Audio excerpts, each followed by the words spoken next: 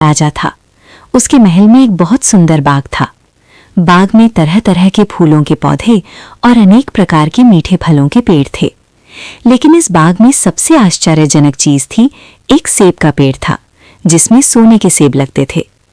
राजा ने इस पेड़ की देखभाल का खास इंतजाम कर रखा था। जब इसके फल पकते थे तो चौकीदार रात दिन पेड़ का पहरा दिया करते थे ताकि कोई सोने का सेब चुरा कर न ले जाए। लेकिन एक दिन की बात है कि बाग के माली ने जब सोने के सेबों को गिना तो उसमें से एक सेब गायब था। उसने दौड़ के राजा को खबर दी। राजा फौरन बाग में पहुंचा। उसे ये देखकर बड़ा आश्चर्य हुआ कि देखभाल का इतना पक्का इंतजाम होने पर भी एक सेब किसी ने चुरा लिया। उसने ऐलान किया कि कोई सोने के सेब को चुराने वाले चोर का पता देगा, उसे इनाम दिया जाएगा। सबसे बड़े राजकुमार ने राजा से कहा कि रात में वो पहरा देगा और चोर को पकड़ने की कोशिश करेगा। राजा ने उसको इसकी इजाजत दे दी। बड़ा राजकुमार रात में पहरा देने लगा, लेकिन 2 घंटे बाद ही उसे नींद आ गई और वो सो गया। सुबह उठकर जब उसने सेबों को गिना तो वो देखकर चकित रह गया कि रात भर में एक और सेब गायब हो गया था। इसके बाद दूसरी रात को मंझले राजकुमार ने पहरा देने का काम संभाला। उसे भी नींद आ गई और तीसरा सेब चोरी हो गया। राजा बहुत चिंतित था। दरबारियों की भी समझ में नहीं आ रहा था कि क्या किया जाए।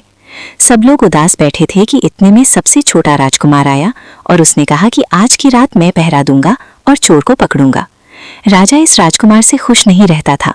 वो उसे मूर्ख मानता था। उसने उसे डांटते हुए कहा, तुम क्या समझते हो? क्या तुम्हें इसमें सफलता मिलेगी?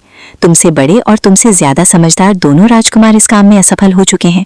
तुम जाओ अपना काम करो। लेकिन छोटा राजकुमार नहीं माना।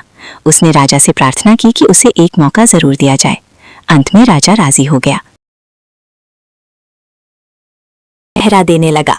उसने तय किया कि वो किसी भी हालत में नहीं सोएगा और चोर को जरूर पकड़ेगा। जब आधी रात हुई और 12 बजे का आखिरी घंटा बजा तो राजकुमार ने देखा कि एक सुंदर सोने की चिड़िया कहीं से उड़ती हुई आई और सेब के पेड़ पर बैठ गई। उसने देखते देखते सोने का एक सेब तोड़कर अपनी चोंच में पकड़ लिया।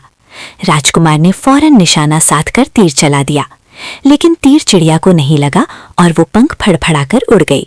हाँ, इतना अवश्य हुआ कि उसका एक सुनहरा पंख टूटकर जमीन पर आ गिरा। दूसरे दिन सुबह राजकुमार ने राजा को सारी बात बता दी और वो सोने का पंख उनके सामने रख दिया। पंख इतना सुंदर और इतना कीमती था कि राजा उसे देखता ही रह गया। उसने कहा, अगर उस चिड़िया का एक पंख इतना सुंदर है तो वो पूरी चिड़िया कितनी सुंदर होगी। मैं चाहता हूं कि उस चिड़िया को कोई पकड़ लाए। सबसे पहले बड़ा राजकुमार इस काम के लिए रवाना हुआ। चलते चलते वो एक जंगल में पहुंचा। वहां उसने एक लोमड़ी को एक पेड़ के नीचे आराम करते हुए देखा। राजकुमार ने मौका देखकर तीर अपने धनुष पर चढ़ा लिया। वो तीर छोड़ने ही जा रहा था कि लोमड़ी ने चिल्लाकर कहा, राजकुमार, मुझे मत मारो। मुझे पता है कि तुम सोने की चिड़िया की खोज में निकले हो। तुम मेरी राय मानो तो तुम्हारा काम जल्दी ही पूरा हो जाएगा। तुम इसी रास्ते से सीधे चले जाओ। शाम होने पर तुम एक गांव में पहुंचोगे। वहां तुम्हें आमने सामने 2 सराय मिलेंगी। एक सराय खूब सजी सजाई और सुंदर सी होगी, लेकिन तुम उसमें मत ठहरना। तुम उसके सामने वाली दूसरी सराय में ठहरना, जो बहुत मामूली और देखने में भी भद्दी सी होगी। ऐसा करने पर तुम्हारा काम आसानी से पूरा हो जाएगा। लोमड़ी की बात सुनकर राजकुमार को हंसी आ गई। उसने डांट कर कहा, भाग जा यहाँ से, मुझे तुम्हारी सलाह की जरूरत नहीं है।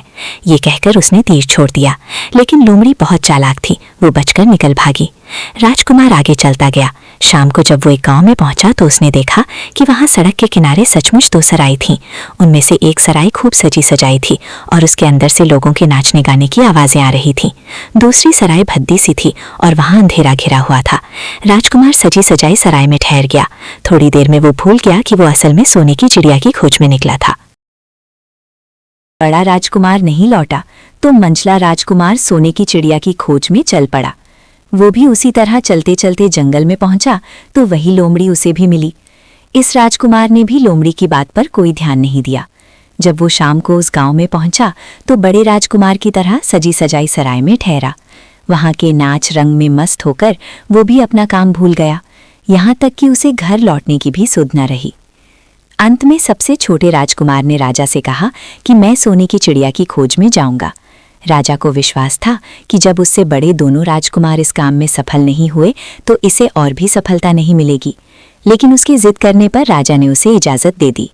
छोटा राजकुमार तैयार होकर सोने की चिड़िया की खोज में निकला। जंगल में उसे भी लोमड़ी मिली। राजकुमार ने लोमड़ी की बात को ध्यान से सुना और लोमड़ी से कहा, ठीक है, तुम जैसे कह रही हो मैं वैसा ही करूंगा। अब तुम जाओ, मैं तुम्हें नहीं मारूंगा। इस पर लोमड़ी खुश होकर बोली, तुम सबसे अच्छे लड़के मालूम होते हो। तुमने मेरी बात का मजाक नहीं उड़ाया और मुझ पर तीर नहीं चलाया। मैं तुमसे खुश हूं और तुम्हारी मदद करूंगी। आओ, तुम मेरी पूंछ पर बैठ जाओ, मैं तुम्हें उस सराय तक पहुंचा देती हूँ। देखते देखते लोमड़ी की पूंछ काफी बड़ी हो गई और राजकुमार उस पर बैठ गया।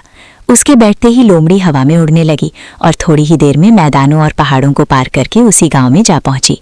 राजकुमार ने उसकी सलाह को मानकर छोटी और पुरानी सराय में ही डेरा डाल दिया। वो दूसरी सजी सजाई सराय से दूर ही रहा। दूसरे दिन सुबह उठकर जब वो आगे बढ़ा तो कुछ दूर चलने पर उसे वो लोमड़ी फिर से रास्ते में मिल गई। लोमड़ी ने उससे कहा, अब मैं तुम्हें बताती हूँ कि आगे तुम्हें क्या करना चाहिए। तुम सीधे चलो। आगे चलने पर तुम्हें एक बहुत बड़ा किला मिलेगा जिस पर सिपाही लोग पहरा दे रहे होंगे। तुम सिपाहियों से डरना मत और सीधे अंदर चले जाना, क्योंकि वे इस समय सो रहे होंगे। तुम बेधड़क होकर किले में घुसते चले जाना और उनके कमरों को पार करते हुए उस जगह पहुंच जाना जहां लकड़ी के एक मामूली से पिंजरे में सोने की चिड़िया बंद है। तुम चिड़िया को पिंजरे सहित उठाकर किले से बाहर ले आना। लेकिन एक बात याद रखना, चिड़िया के पिंजरे के पास ही एक बहुत सुंदर सा सोने का पिंजरा भी रखा होगा। तुम भूलकर भी चिड़िया को उस पिंजरे में मत रखना, मगर तुम उसे लकड़ी के पिंजरे में से निकालकर सोने के पिंजरे में रखने की कोशिश करोगे तो बाद में पछताओगे। यह कहकर लोमड़ी ने राजकुमार को फिर से अपनी पूंछ पर बिठाया और थोड़ी ही देर में उसको किले के पास पहुंचा दिया। जाकर देखा कि सचमुच उसके पहरेदार सो रहे थे। वो बिना डरे सीधा महल में घुस गया और थोड़ी ही देर बाद वो उस कमरे में जा पहुंचा जहां सोने की चिड़िया एक पिंजरे में बैठी हुई थी। पिंजरे के पास ही सोने के 3 सेब पड़े हुए थे। इन सेबों को देखकर राजकुमार ने फौरन पहचान लिया कि ये सेब उसके पिता के बाग के ही थे। सोने की चिड़िया इतनी सुंदर थी कि राजकुमार उसको देखता ही रह गया। वो उसको उठाकर लाने ही वाला था कि उसकी नजर पास ही पड़े एक सुंदर से पिंजरे पर पड़ी। वो पिंजरा बहुत सुंदर था और उसमें तरह तरह के कीमती पत्थर जड़े हुए थे। सोने की चिड़िया के लिए वही पिंजरा ठीक मालूम पड़ता था। राजकुमार लोमड़ी की बात को भूल गया और उसने सोने की चिड़िया को लकड़ी के पिंजरे से निकालकर सोने के पिंजरे में बंद कर दिया। लेकिन नए पिंजरे में आते ही चिड़िया ने खूब जोर जोर से शोर मचाना शुरू कर दिया। राजकुमार पिंजरे को उठाकर कमरे से बाहर भी नहीं निकल पाया था कि बहुत से सिपाही कमरे में घुस आए और उन्होंने राजकुमार को पकड़ लिया। अब राजकुमार को अपनी भूल का पता चला। उसे याद आया कि लोमड़ी ने उससे क्या कहा था, लेकिन अब क्या हो सकता था। सिपाही उसे खींचते हुए राजा के दरबार में ले गए। राजा के पूछने पर राजकुमार ने सारी बात कह सुनाई। राजा बोला, तुम मेरे महल में चोरी करने के लिए घुसे थे। मैं तुमको माफ नहीं कर सकता, तुम्हें फांसी की सजा दी जाएगी। लेकिन मैं तुम्हें एक मौका देता हूँ। अगर तुम मेरे लिए सोने का घोड़ा ला दो तो मैं न सिर्फ तुम्हें छोड़ दूंगा बल्कि सोने की चिड़िया भी तुमको दे दूंगा। राजकुमार को अपनी जान बचाने के लिए राजा की शर्त माननी पड़ी। अब वो सोने के घोड़े की तलाश में निकला। किले के बाहर जाने पर उसने देखा कि लोमड़ी उसका इंतजार कर रही थी। उसने लोमड़ी को सारी बातें बताईं। लोमड़ी ने निराश होते हुए कहा, मैं अब तुम्हारी कोई मदद नहीं करूंगी। तुमने मेरे कहने के अनुसार नहीं किया। मैंने जिस तरह से कहा था अगर तुम उस तरह से काम करते तो इस मुसीबत में नहीं फंसते और सोने की चिड़िया तुम्हें मिल जाती। राजकुमार बोला, इस बार मुझे माफ कर दो, मुझे गलती हो गई। मेरा काम तुम्हारी सहायता के बिना नहीं चलेगा। मुझे राजा ने सोने का घोड़ा लाने के लिए कहा है, वरना वो मुझे फांसी पर चढ़ा देगा। लोमड़ी ने कहा, खैर मैं तुम्हें माफ करती हूँ। अब तुम ऐसा करो कि मेरी पूंछ पर बैठकर सीधे चले चलो। कुछ दूर जाने पर तुम्हें एक दूसरा किला मिलेगा। उसी किले की घुड़साल में तुम्हें सोने का घोड़ा बंधा हुआ मिलेगा। महल के नौकर चाकर सब सो रहे होंगे। तुम चुपचाप जाना और घोड़े को खोल लेना। लेकिन एक बात याद रखना, वहां घोड़े के पास ही घोड़े पर कसने के लिए 2 जीनें रखी होंगी। उसमें से एक तो पुरानी चमड़े की जीन होगी और दूसरी सोने की जीन होगी। तुम सोने की जीन को छूना भी मत और उस घोड़े पर पुरानी चमड़े की जीन को कसकर सवार हो जाना और उसे दौड़ते हुए किले से बाहर चले आना। राजकुमार ने वादा किया कि वो ठीक ठीक वैसा ही करेगा। लोमड़ी ने उसको अपनी पूंछ पर बैठाया और कुछ ही देर में वो उसे किले के पास जा पहुंची। किले के पास पहुंचते ही लोमड़ी ने उसे नीचे उतारा और फिर वहां से चली गई। राजकुमार सीधा फाटक से किले में घुस गया। अंदर जाकर उसने देखा कि वहां के सभी नौकर जाकर सोए हुए थे। थोड़ी ही देर में वो किले की घुड़साल में जा पहुंचा। वहां एक बहुत सुंदर सुनहरा घोड़ा बंधा हुआ था। राजकुमार ने पास जाकर देखा कि वो घोड़ा सचमुच सोने का था। ऐसा सुंदर घोड़ा उसने सपने में भी नहीं देखा था। उसने आगे बढ़कर घोड़े को खोल लिया। जब वो बाहर निकलने लगा तो उसकी नजर एक कोने में पड़ी हुई सोने की जीन पर गई। ये जीन बहुत सुंदर थी और इसमें हीरे मोती जड़े हुए थे। उसके पास ही एक फटी पुरानी चमड़े की जीन पड़ी हुई थी। इतने सुंदर घोड़े पर पुराने चमड़े की जीन कसना राजकुमार को अच्छा नहीं लगा। उसने सोने की जीन उठा ली और घोड़े पर कसना शुरू किया। इतने में घोड़ा जोर से हिनहिना उठा। किले के नौकर जाकर जाग गए। थोड़ी ही देर में राजकुमार पकड़ लिया गया। राजकुमार को सिपाहियों ने हाथ बांधकर अपने राजा के सामने पेश किया। राजा ने सारी बातें सुनकर कहा, तुमने मेरे घोड़े को चुराने की कोशिश की है, इसीलिए तुम्हें फांसी की सजा दी जाएगी। लेकिन अगर तुम मेरा एक काम कर दो तो मैं तुम्हें छोड़ सकता हूँ। यहाँ से कुछ ही दूर एक सोने का महल है और उसमें बहुत सुंदर राजकुमारी रहती है। अगर तुम अपनी जान बचाना चाहते हो तो उस राजकुमारी को मेरे पास ले आओ। तुम्हें इनाम में ये सोने का घोड़ा दे दूंगा। बेचारा राजकुमार, वो फिर से एक नई मुसीबत में फंस गया। उसे मजबूर होकर राजा की शर्त माननी पड़ी। अब वो सोने के महल की खोज में निकला। कुछ दूर चलने पर फिर उसे वो लोमड़ी मिली। कैसे लोमड़ी को सारी बातें मालूम हो गई थीं। वो बोली, देखो, तुमने इस बार भी मेरी बात नहीं मानी। मेरी बात मान जाते तो ये नई मुसीबत तुम्हारे गले नहीं पड़ती। खैर, मुझे तुम पर दया आ रही है, मैं तुम्हारी मदद करूंगी। चलो, मैं तुमको सोने के महल के पास पहुंचाए देती हूँ। तुम महल के बाहर ही कहीं पीछे छिपे रहना। जब उसमें से शाम को राजकुमारी तालाब में नहाने के लिए बाहर आए तो तुम आगे बढ़कर उसका हाथ पकड़ लेना। जैसे ही तुम उसको छुओगे, राजकुमारी तुम्हारे साथ आने के लिए राजी हो जाएगी। लेकिन एक बात याद रखना, तुम उसको वहां से अपने साथ ले आना। उसे वापस महल में मत जाने देना। वो तुमसे कहेगी कि मैं अभी अपने माता पिता से मिलकर आती हूँ, लेकिन तुम उसकी बातों में मत आना, वरना फिर मुसीबत में फंस जाओगे। ये कहकर लोमड़ी ने फिर से अपनी पूंछ फैला दी और राजकुमार उस पर बैठ गया। देखते देखते लोमड़ी हवा में उड़ती हुई कुछ देर बाद सोने के महल के पास जा पहुंची। महल के पास पहुंचते ही राजकुमार एक पेड़ की आड़ में छिपकर बैठ गया। शाम को जब राजकुमारी नहाने के लिए किले से बाहर आई तो राजकुमार ने हिम्मत करके आगे बढ़कर उसका हाथ पकड़ लिया। उसके छूते ही राजकुमारी उसके साथ चलने के लिए तैयार हो गई। वो बोली, राजकुमार, तुम मुझे जहां भी ले जाना चाहोगे मैं तुम्हारे साथ चलूंगी, लेकिन मुझे थोड़ी देर के लिए अपने माता पिता से मिलाने दो। राजकुमार ने कहा, नहीं, ये नहीं होगा, तुम्हें तुरंत मेरे साथ चलना पड़ेगा। लेकिन राजकुमारी रोने लगी। इतनी सुंदर राजकुमारी को रोते देखकर राजकुमार का मन पिघल गया। अंत में वो राजी हो गया और बोला, जाओ, थोड़ी देर के लिए माता पिता से मिलाओ, लेकिन फिर तुरंत बाहर चली आना। लेकिन राजकुमारी ने जैसे ही किले में पैर रखा, किले के पहरेदार जाग गए और उन्होंने राजकुमार को पकड़ लिया। राजकुमार बहुत पछताया, लेकिन अब क्या हो सकता था। सिपाहियों ने उसे अपने राजा के सामने पेश किया। राजा बहुत निराश था। उसने उसी वक्त हुक्म दिया, इस राजकुमार को फौरन फांसी पर चढ़ा दिया जाए। ये सुनकर राजकुमार रोने गिड़गिड़ाने लगा। इस पर राजा ने थोड़ी देर विचार करने के बाद कहा, मैं अपनी आज्ञा वापस नहीं ले सकता, लेकिन अगर तुम मेरा एक काम कर दो तो तुम्हारी जान बच सकती है। हमारे किले के ठीक सामने ये जो बड़ा पहाड़ है, इसके कारण हमारे किले की सुंदरता नष्ट होती है। अगर तुम 8 दिन में इस पहाड़ को खोदकर साफ कर दो तो हम तुम्हें क्षमा कर देंगे और राजकुमारी का विवाह तुम्हारे साथ कर देंगे। राजकुमार किले के बाहर आकर पहाड़ को देखने लगा। उसके हाथ में एक छोटी सी कुदाली थी। उसकी समझ में नहीं आ रहा था कि इतना बड़ा पहाड़ 8 दिन में वो कैसे खोद सकेगा। फिर भी उसे अपनी जान तो बचानी ही थी, इसलिए वो पहाड़ खोदने लगा। धीरे धीरे 7 दिन बीत गए। इतने दिन तक लगातार खोदने पर भी पहाड़ का सिर्फ एक कोना ही खोद सका। वो दुखी होकर बैठ गया। उसे अब अपने पर बहुत अधिक क्रोध आ रहा था।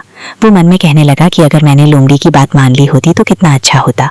लोमड़ी ने मुझको हर बार ठीक सलाह दी और मैं हर बार उसका कहना न मानकर नई से नई मुसीबत में फंस जाता हूँ। झुकाए बैठा था कि अचानक उसे अपने पैरों के पास लोमड़ी की पूंछ हिलती दिखाई दी।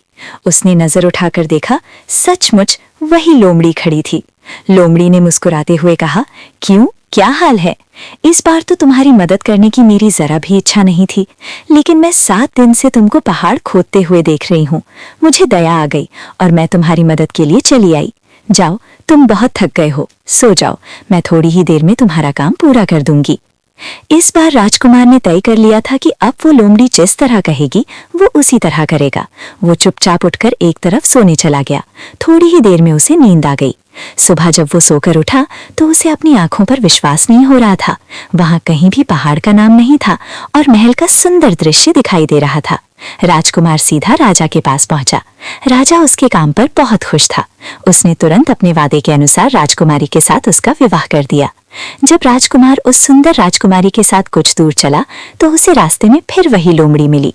लोमड़ी बोली, बधाई हो राजकुमार, राजकुमारी के साथ तुम्हें देखकर मुझे बड़ी खुशी हो रही है, लेकिन अब तुम्हें सोने का घोड़ा और सोने की चिड़िया भी प्राप्त करनी चाहिए, क्योंकि वे दोनों चीजें तुम्हारे ही लायक हैं और तुम उन्हें आसानी से प्राप्त कर सकते हो।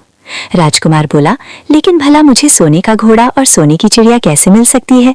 मैं तो इस राजकुमारी को भी उस राजा के लिए ले जा रहा हूँ। लोमड़ी ने कहा, नहीं, तुम ऐसा काम कभी मत करना। इस राजकुमारी के साथ तुम्हारा विवाह हुआ है और ये अब तुम्हारी ही है। अगर तुम मेरे कहने के अनुसार काम करो तो तुम्हें सोने का घोड़ा और सोने की चिड़िया भी मिल सकती है। तुम पहले इस राजकुमारी को लेकर सोने के घोड़े वाले राजा के पास जाओ। राजा खुश होकर तुमको सोने का घोड़ा दे देगा। तुम घोड़े पर सवार हो जाना और सवार होकर सबसे विदा लेना। राजकुमारी से तुम सबसे बाद में विदा लेना।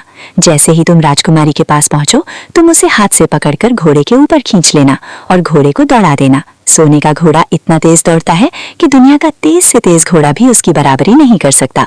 जाओ, तुम पहले इतना काम पूरा करो। इसके बाद आगे का काम मैं तुम्हें बाद में बताऊंगी। मैं तुम्हें वहां रास्ते में मिलूंगी। राजकुमार ने ठीक वैसा ही किया जैसा लोमड़ी ने उससे कहा था। जब सोने के घोड़े वाले राजा ने खुश होकर उसे इनाम में सोने का घोड़ा दिया तो राजकुमार उस पर सवार हो गया और उससे विदा लेने लगा। अंत में वो राजकुमारी को उठाकर घोड़े को तेजी से दौड़ाता हुआ किले से बहुत दूर निकल आया। रास्ते में एक पेड़ के नीचे लोमड़ी उसका इंतजार कर रही थी। उसे देखकर लोमड़ी बोली, शाबाश, अब तुम सोने की चिड़िया भी प्राप्त कर लो। जब तुम सोने की चिड़िया वाले राजा के पास पहुंचोगे तो वो इस घोड़े को देखकर बहुत खुश होगा। तुम उससे कहना कि पहले सोने की चिड़िया का पिंजरा मेरे हाथ में दे दो, तब मैं ये घोड़ा तुमको दूंगा। जब वो पिंजरा तुम्हारे पास लाए तो तुम पिंजरा उसके हाथ से छीन लेना और घोड़े को दौड़ा देना। बस ऐसी चिड़िया तुमको मिल जाएगी और कोई तुम्हें पकड़ भी नहीं सकेगा। बार भी राजकुमार ने ठीक वैसा ही किया। वो राजकुमारी के साथ ही घोड़े पर बैठा रहा और जब राजा ने उसके हाथ में सोने की चिड़िया का पिंजरा दिया तो उसने देखते देखते एड़ मार दी और सोने का घोड़ा हवा से बातें करने लगा। कुछ दूर चलने पर लोमड़ी उसे मिली। राजकुमार ने उससे कहा, तुमने मेरी बड़ी मदद की है। तुम्हारी वजह से मुझे न सिर्फ सोने की चिड़िया मिली बल्कि सोने का घोड़ा और इतनी सुंदर राजकुमारी भी मिल गई।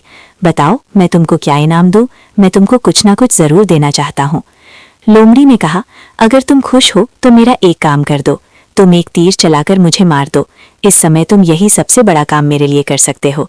राजकुमार ने कहा, भला ये कैसे हो सकता है? तुमने मेरी इतनी मदद की और मैं बदले में तुम्हें मार दूं? मुझसे ये नहीं होगा। ये सुनकर लोमड़ी बड़ी दुखी हुई और बोली, अगर तुम मेरा ये काम नहीं कर सकते तो फिर ठीक है, जाओ। लेकिन मैं तुम्हारी भलाई के लिए कह रही हूँ कि तुम दो बातें जरूर याद रखना। एक तो तुम किसी कुएं की दीवार पर मत बैठना और दूसरे तुम ऐसे लोगों के लिए धन मत खर्च करना जिन्हें फांसी मिलने वाली हो। राजकुमार बोला, भाई तुम भी अजीब हो, तुम्हारी बातें मेरी समझ में ही नहीं आती। भला मैं कभी कुएं की दीवार पर क्यों बैठूंगा और ऐसे आदमियों पर धन क्यों खर्च करूंगा जिनको फांसी दी जाने वाली हो। लेकिन लोमड़ी ने उसकी बात का कोई जवाब नहीं दिया और अलविदा कहकर वहां से चली गई।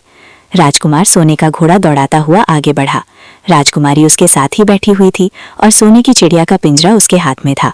कुछ ही देर में राजकुमार उस छोटे गांव में जा पहुंचा जिसमें वे दोनों सराएं थीं। गांव के लोग और खास तौर से बच्चे उसको देखने के लिए बाहर निकल आए। सोने के घोड़े पर इतने सुंदर राजकुमारी के साथ बैठी एक राजकुमारी को देखकर सभी लोग चकित थे। इतने में राजकुमार ने देखा कि गांव के बगीचे में एक जगह बहुत से लोग जमा हैं और कुछ शोर हो रहा है। राजकुमार के पूछने पर लोगों ने बताया कि वहां दो आदमियों को फांसी देने की तैयारी हो रही है। राजकुमार उधर ही चल पड़ा। वहां पहुंचने पर उसने पहचान लिया कि जिन आदमियों को फांसी दी जाने वाली थी वे और कोई नहीं बल्कि उसके ही भाई थे। वे लोग तब से उसी सजी सजाई सराय में रह रहे थे और तरह तरह के बुरे काम करते थे। वे जुआ भी खेलते थे और जुए में बहुत सा धन हार चुके थे। उन्होंने लोगों से बहुत सा रुपया भी उधार लिया था। इन्हीं सब बातों से चिढ़कर अब गांव वाले उन्हें फांसी पर चढ़ाने जा रहे थे। राजकुमार भला ये कैसे होने देता। उसने लोगों से कहा कि मुझसे रुपया ले लो और इन लोगों को छोड़ दो। उसके बहुत कहने सुनने पर लोग राजी हो गए और उन्होंने उन दोनों आदमियों को रिहा कर दिया। राजकुमार अपने भाइयों को छुड़ाकर आगे चला। कुछ दूर चलने पर जंगल में उन्हें एक कुआं दिखाई दिया। इस पर राजकुमार ने कहा कि आओ कुछ देर कुएं के पास आराम करते हैं, वहां ठंडा पानी पीने के बाद हम लोग आगे चलेंगे। राजकुमार राजी हो गया। अब तक वो ये भी भूल चुका था कि लोमड़ी ने विदा होते समय उससे क्या कहा था। वो घोड़े से उतरकर कुएं की दीवार पर बैठ गया और आराम करने लगा। उसके दोनों भाइयों ने मौका देखकर उसे कुएं में धकेल दिया। इसके बाद उन्होंने घोड़े पर राजकुमारी को डाला और सोने की चिड़िया का पिंजरा उठाया और वहां से चलते बने। कुछ ही देर में वे लोग अपने राज्य में लौट आए। घर लौटकर उन्होंने राजा से कहा, हम लोग सोने की चिड़िया को पकड़ लाए हैं। इसी चिड़िया ने हमारे बाग में से सोने के सेब चुराए थे। इसके साथ ही हम एक ये सोने का घोड़ा और राजकुमारी भी लाए हैं। राजा बहुत खुश हुआ। सारे राज्य के लोग खुशियां मनाने लगे। लेकिन राजकुमारी खुश नहीं थी। वो बराबर रोती रहती थी। उसने खाना पीना छोड़ दिया। यही नहीं, घोड़े ने भी दाना पानी बंद कर दिया और सोने की चिड़िया भी उदास रहने लगी। राजा ने बहुत कोशिश की लेकिन न तो वो राजकुमारी खुश हुई और न सोने के घोड़े और सोने की चिड़िया ने दाना खाना शुरू किया। उधर छोटा राजकुमार कुएं में गिर गया था लेकिन वो मरा नहीं। कुआं बहुत गहरा था लेकिन उसमें पानी बहुत थोड़ा था। वो कुएं में बैठा बैठा अपने भाग्य को कोसता रहा। अब उसे फिर उसी लोमड़ी की याद आई और वो पछताने लगा कि अगर मैंने उसका कहना मान लिया होता तो मैं मुसीबत में न फंसता। राजकुमार ने जैसे ही लोमड़ी को याद किया, लोमड़ी ना मालूम कैसे कुएं के मुंह पर आ पहुंची और बोली, देखो राजकुमार, मैंने पहले ही तुम्हें समझाया था कि किसी कुएं की दीवार पर मत बैठना और ऐसे आदमियों की मदद मत करना जिन्हें फांसी दी जाने वाली हो, लेकिन तुम नहीं माने। खैर चलो, अब आखिरी बार मैं फिर तुम्हारी मदद किए देती हूँ। लो मेरी पूंछ पकड़कर कुएं से बाहर निकल जाओ। ये कहकर लोमड़ी ने अपनी पूंछ कुएं में लटका दी। देखते देखते पूंछ इतनी लंबी हो गई कि कुएं के पैंदे में पड़े राजकुमार के पास तक जा पहुंची। राजकुमार उसे पकड़कर कुएं से बाहर निकल आया। लोमड़ी ने उससे कहा, जाओ अब तुम अपने घर जाओ, लेकिन जरा होशियार रहना, तुम्हारे भाई तुम्हारी जान के दुश्मन हैं, वे लोग जरूर तुमको ढूंढ रहे होंगे। राजकुमार घर की ओर चल पड़ा। अपने राज्य में पहुंचने पर उसे एक भिखारी मिला। भिखारी को उसने अपने सुंदर कपड़े दान में दे दिए और उनके भद्दे पुराने कपड़े पहन लिए। इस तरह भेष बदलकर वो अपने किले में पहुंचा। वहां उसके पहुंचने पर एक बड़ी आश्चर्यजनक बात हुई। सोने का घोड़ा खुशी से हिनहिनाने लगा और दाना खाने लगा। सोने की चिड़िया भी अपने पिंजरे में खुशी से फुदकने लगी और गाना गाने लगी। राजकुमारी ने अपने आंसू पोंछ डाले और वो भी खुश दिखाई देने लगी। उसने राजकुमारी से इसका कारण पूछा तो वो बोली, मैंने तो पहले ही आपको सारी कहानी बता दी थी। आपके बड़े और मंझले राजकुमार ने छोटे राजकुमार के साथ धोखा किया है। इन्होंने आपको भी धोखा दिया है, लेकिन अब आपका छोटा राजकुमार यहाँ पर आ पहुंचा है, इसीलिए मुझे बहुत खुशी हो रही है। उसी के साथ मेरी शादी हुई है और मैं उसके साथ ही सुखी रह सकती हूँ। फिर उसने मैले कुचैले कपड़े पहने एक आदमी की ओर इशारा करते हुए कहा, वो रहा आपका छोटा राजकुमार। राजा ने भी अपने छोटे लड़के को पहचान लिया। अब राजा ने अपने छोटे बेटे के बारे में अपने विचार बदल दिए।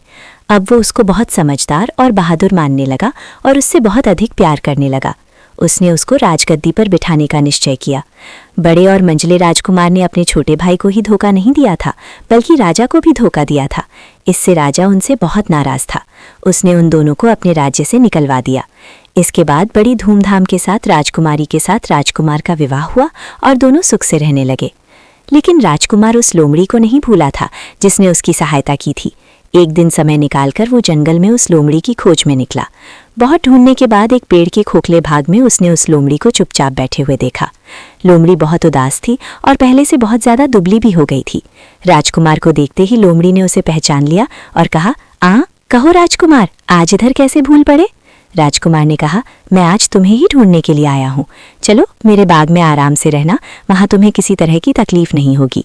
यहाँ तो जंगल में तुम्हें खाने पीने की तकलीफ होती होगी और जंगली जानवरों और शिकारियों का डर बना रहता होगा। लोमड़ी ने कहा, नहीं राजकुमार, मैं यहाँ ठीक हूँ और भला अब तुम्हें मेरे दुख से क्या लेना देना?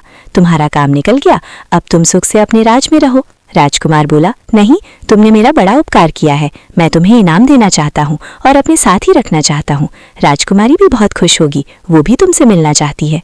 लोमड़ी बोली, अगर तुम सचमुच मुझे इनाम देना चाहते हो तो मेरा एक काम कर दो। मैंने तुमसे पहले भी कहा था कि तुम तीर चलाकर मुझे मार दो, इसी से मेरा लाभ होगा। असल में एक जादूगर ने मुझ पर जादू कर रखा है। मैं लोमड़ी नहीं हूँ, मुझे उसके जादू के प्रभाव से लोमड़ी के रूप में रहना पड़ रहा है। मैं तो उसी देश का राजकुमार हूँ जहाँ की राजकुमारी से तुम्हारा विवाह हुआ है। असल में वो राजकुमारी मेरी छोटी बहन है। अगर तुम तीर चलाकर मुझे मार दोगे तो इस जादू से मुझे मुक्ति मिल जाएगी और मैं फिर अपने देश लौट सकूंगा।